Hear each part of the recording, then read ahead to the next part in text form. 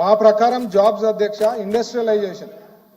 ఎందుకు ఇండస్ట్రియలైజేషన్ అంటున్నామంటే అధ్యక్ష, just with in 15 months దాదాపు 10 lakh plus crores క్యాబినెట్ నుంచి క్లియర్ కావడం జరిగింది అధ్యక్ష. దేర్ మనకి 7-8 lakhs జాబ్ ఆపర్చునిటీస్ క్రియేట్ అవుతుంది అధ్యక్ష.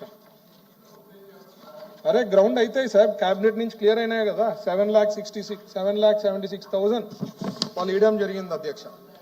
ఇవన్నీ కూడా అది ఎంఓయూస్లో సార్. మీ లెక్క 13 లక్షల ఉద్యోగాలని చెప్పి వచ్చిన 13 లక్షల కోట్లు అని చెప్పి ఎంఓయూలు చేసినారు, దాంట్లో ఏవి గ్రౌండ్ కాలేదు. మావి క్యాబినెట్ నుంచి క్లియర్ అయినాయి. 95-98% అవన్నీ కూడా గ్రౌండ్ అయితే అధ్యక్ష.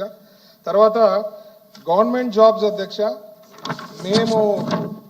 మేము వచ్చిన తర్వాత దాదాపు 9,000 మినిమం, అంటే గవర్నమెంట్ అవుట్ సోర్సింగ్ అనుకోండి, కాంట్రాక్ట్ అనుకోండి, గవర్నమెంట్ జాబ్ 9,000 జాబ్స్ ఫిల్ చేయడం జరిగింది అధ్యక్ష. జాబ్ మేళాస్ నుంచి 82,000 మెంబర్స్కి చదువుకున్న వాళ్ళకి జాబ్స్ రావడం జరిగింది అధ్యక్ష. సో అవన్నీ వచ్చినాయి సార్. మీకు డీటెయిల్స్ కావాలంటే అవి కూడా డీటెయిల్స్ ఇస్తాం. తర్వాత మనకి ఇండస్ట్రీస్ డిపార్ట్మెంట్ నుంచి ఇప్పటి వరకు రియలైజ్ అయ్యేది 59,513 జాబ్స్ అధ్యక్ష. NREDCAP నుంచి 18,567 జాబ్స్ ఫుల్ఫిల్ అయినాయి అధ్యక్ష. MSME నుంచి 2,48,906. టూరిజం సెక్టార్ నుంచి 3,075 జాబ్స్ ఫిల్ అయినాయి అధ్యక్ష.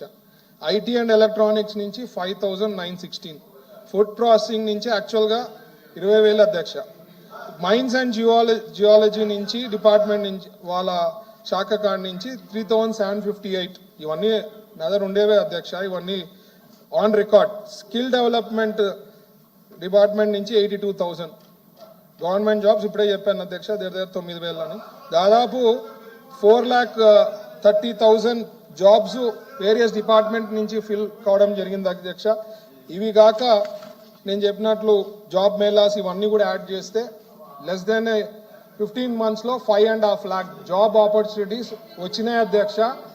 ఇంకా మనకి 3.5 years ఉంది అధ్యక్ష. 20 లక్షల ఉద్యోగాలు అనేది ఖచ్చితంగా ఫుల్ఫిల్ చేస్తాం. మాట ఇచ్చిండేది తప్పేది లేదు. ఆల్రెడీ క్యాబినెట్లో ఉండే అప్రూవల్ ప్రకారమే దగ్గర 7.5 lakhs ఉన్నాయి. సో ఇవన్నీ కలిపితే 20 లక్షల ఉద్యోగాలు వస్తాయి.